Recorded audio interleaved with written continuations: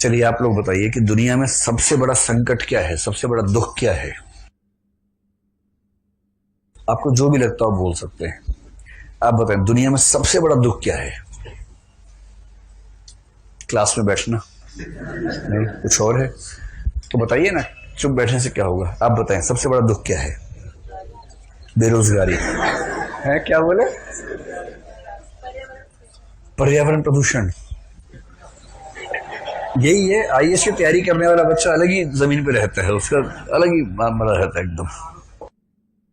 देखिए, घर वाली है, घर वालों, क्या बोला? घर वालों। ये कह रहे घर वालों से दूर रहना सबसे बड़ा कष्ट है जीवन का। यही कहना है, घर वालों से दूर रहना। ये कह रही है बेरोजगारी सबसे बड़ा कष्ट है दुनिया का। और बताए?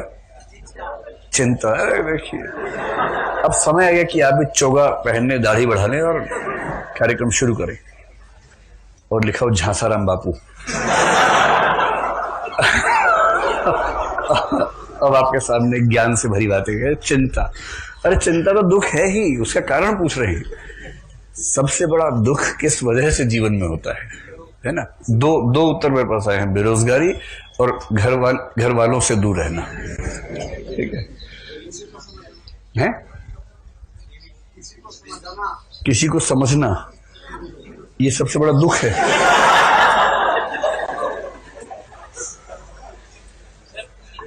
कहां थे अब तक आप लोग? चलिए आप बताएं। उम्मीदों का टूटना। अभी हाल ही में टूटी है लगता है। ये तो एक तो जिस एंगल से बैठे हैं उससे ही लग रहा है कि आप किसी खास उम्मीद से आते हैं, तो बोर्ड की तरफ नहीं देख रहे हैं, जिस एंगल से बैठे हैं उसी से लग रहा है। तो उम्मीदों का टूटना। और एक दो बता दीजिए। मानसिक तनाव, गरीबी और असंतोष, हेल्पलेस फील करना। हाँ, एक और लास्ट बस, किसी बीमारी से जूझना। कोई भी रोग, जैसे प्रेम रोग या राजयक्ष्मा या कोई और क्षय रोग आदि, कोई भी रोग। ठीक है, ये एग्जाम्पल इसलिए है कि दुनिया का सबसे बड़ा दुख क्या है, इस पर यहीं पर इतना मतभेद है। किसी को बेरोजगारी से बड़ा दुख नहीं लगता, किसी को गरीबी से बड़ा। और जिसको गरीबी बेरोजगारी नहीं झेलनी पड़ रही है वो क्या कह रहा है, किसी को अपनी बात ना समझा पाना। ये रोमांटिक आदमी है, इसको रोजी रोटी की चिंता नहीं है। रोटी पक्की है, रोटी पराठा मक्खन रखा है घर के अंदर। मेरे इमोशंस को समझ नहीं पा रहा है। किसी को मानसिक तनाव का दुख है क्योंकि भौतिक तनाव उसके जीवन में नहीं है। जिसका पेट भरा होता है ना, उसका इमोशनल दुख होने शुरू हो जाते हैं उसके बाद। हाय, मुझे समझ नहीं पाया है, क्योंकि इसकी रोटी रखी हुई है रात के लिए तैयार। रोटी ना हो तो आदमी पहले मेहनत करता है कि रोटी कम से कम कमा लूंगा रात के लिए, उसके बाद दुख खेलूंगा उसके बाद। ऐसे कैसे दुखी होगा? ठीक ऐसे ही जैसे प्रेमचंद जब 8 साल के थे, उनकी मां मर गई थी। प्रेमचंद की कहानियों में जो दुख दिखते हैं ना, वो दरअसल सारे प्रेमचंद की अपनी जिंदगी के दुख हैं। 8 साल की उम्र में उनकी मां चली गई। दूध का दाम कहानी पढ़ेंगे तो जो मंगल उसमें मातृहीन बालक है, उसका वर्णन पढ़ के आपको लग जाएगा कि ये ऐसे ही कोई नहीं कर सकता है। और प्रेमचंद ने एक जगह लिखा भी है कि दुनिया में सबसे बड़ा दुख किसी बच्चे का मां के बिना होना है। अपनी जिंदगी का ही दुख है। जब उनके पिता 50 साल के थे तो पिता ने दूसरी शादी कर ली और दूसरी मां से इनकी बनी नहीं बिल्कुल भी, विमाता।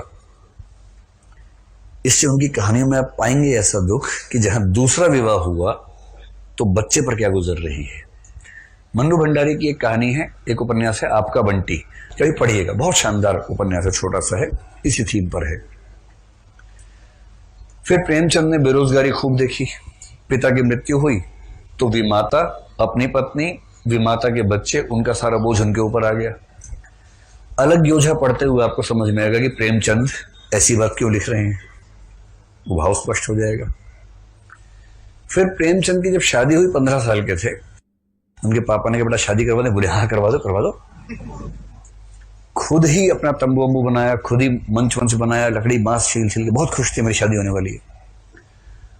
और शादी के बाद, उस जमाने में शादी के बाद पहली बार देखा जाता था, पति पत्नी एक दूसरे को देखते थे।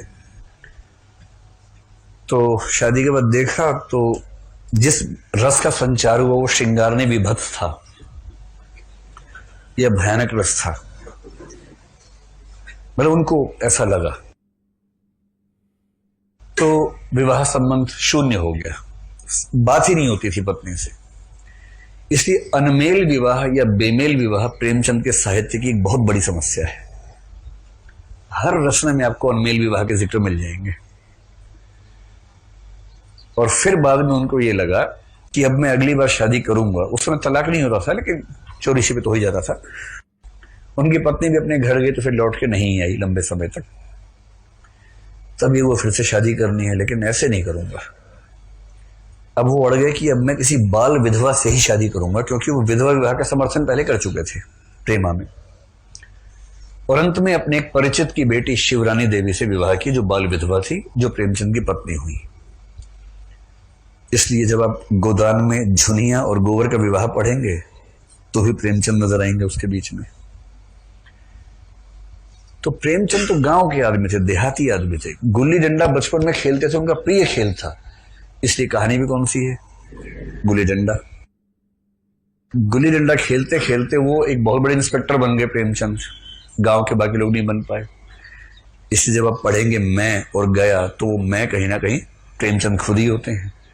उनकी अपनी जिंदगी का ये भाव है।